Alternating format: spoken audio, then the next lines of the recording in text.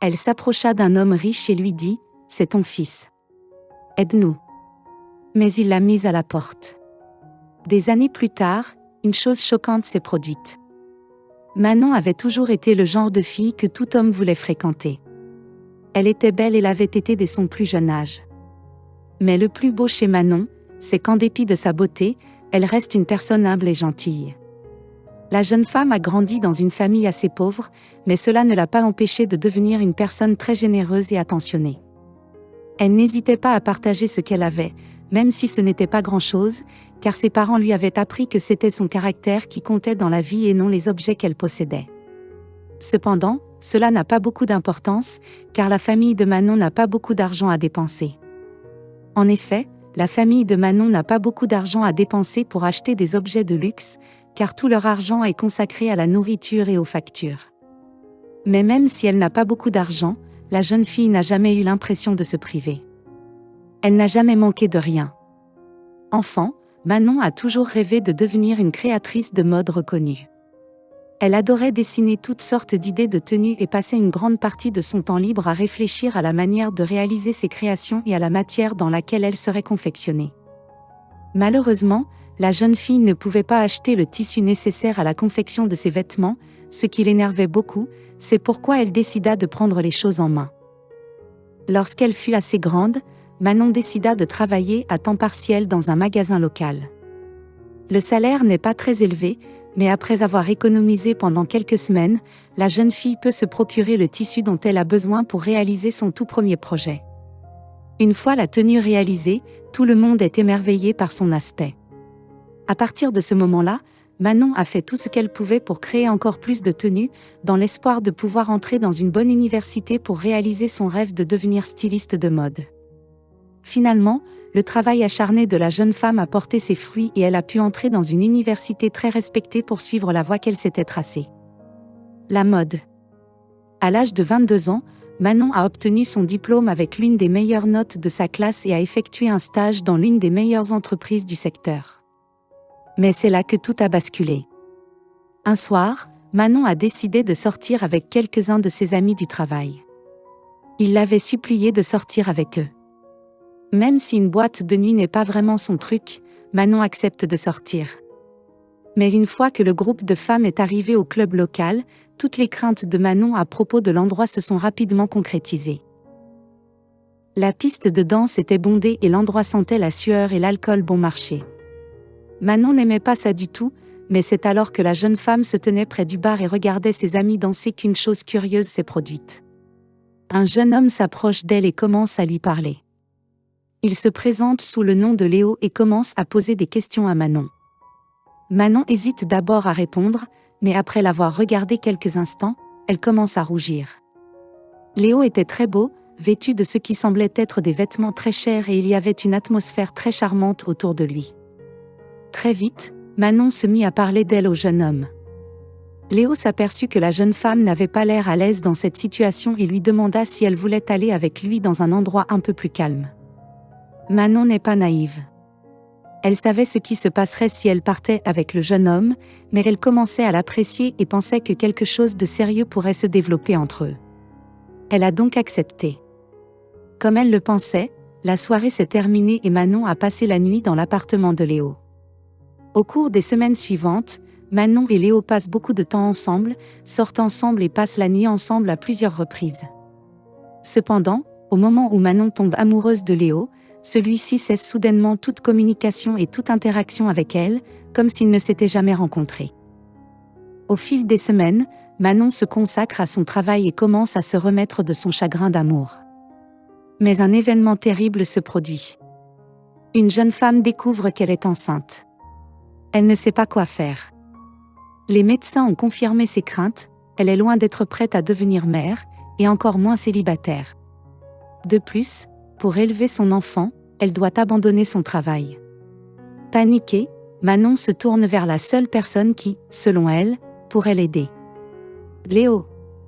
Après avoir essayé pendant des jours de le contacter, la jeune femme décide de se présenter à son appartement pour lui demander de l'aide.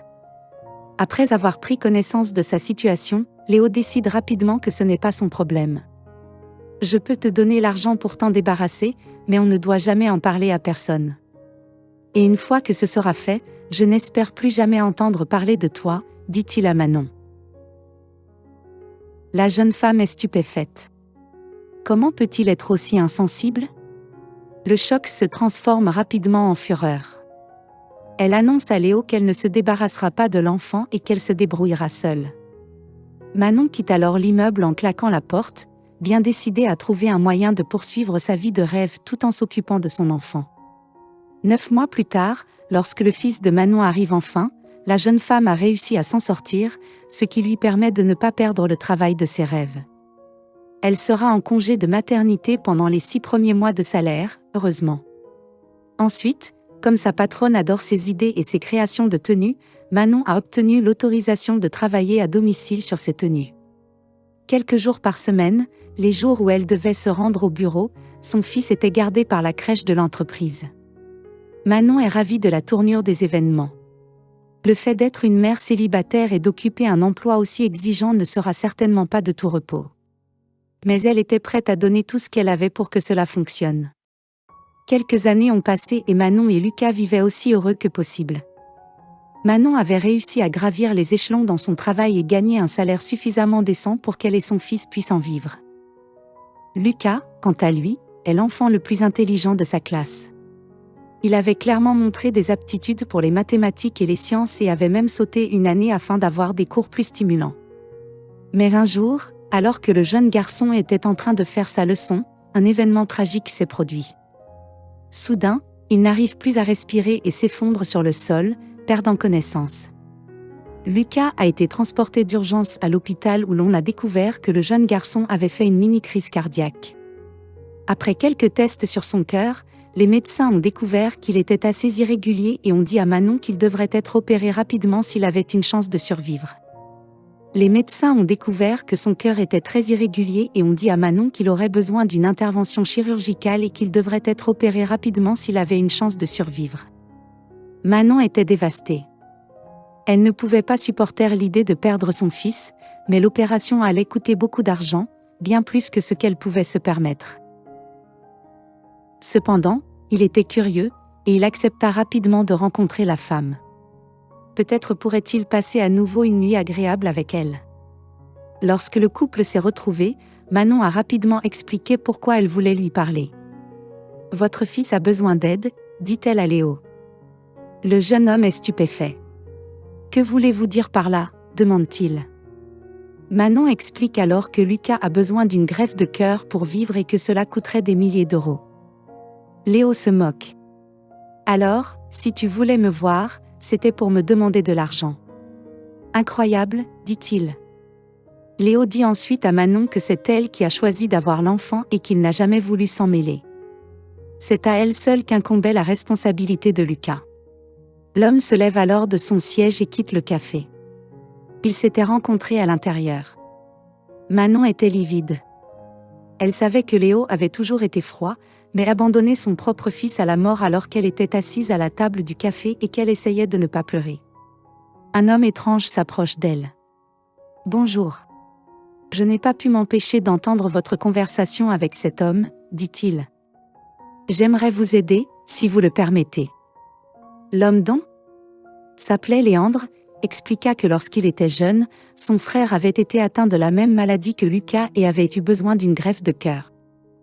L'opération du jeune garçon s'est déroulée sans encombre et Lucas s'est vite remis sur pied, profitant à nouveau de la vie. Manon et Léandre ont commencé à se fréquenter, car ils ont découvert qu'ils avaient beaucoup de choses en commun. L'homme a même traité Lucas comme s'il était son propre fils.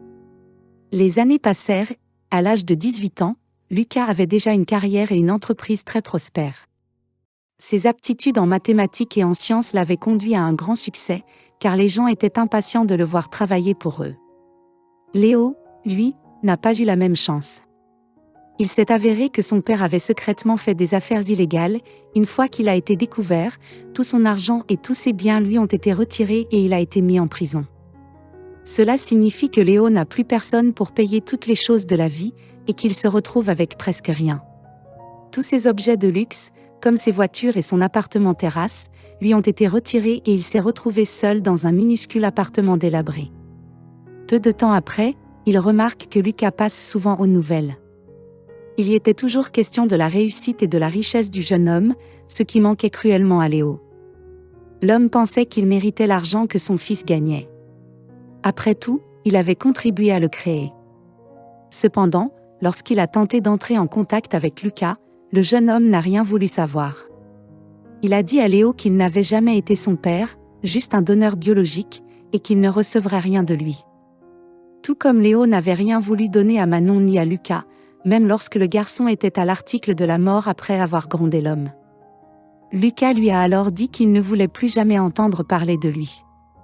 Le jeune homme était heureux dans sa vie. Il avait une mère et un beau-père qu'il adorait et l'aimait quoi qu'il arrive. Qu'il soit riche ou pauvre, c'est ce qui comptait vraiment. Ce n'est pas parce qu'une personne a un lien de parenté avec vous qu'elle fait partie de votre famille. C'est à vous d'en décider.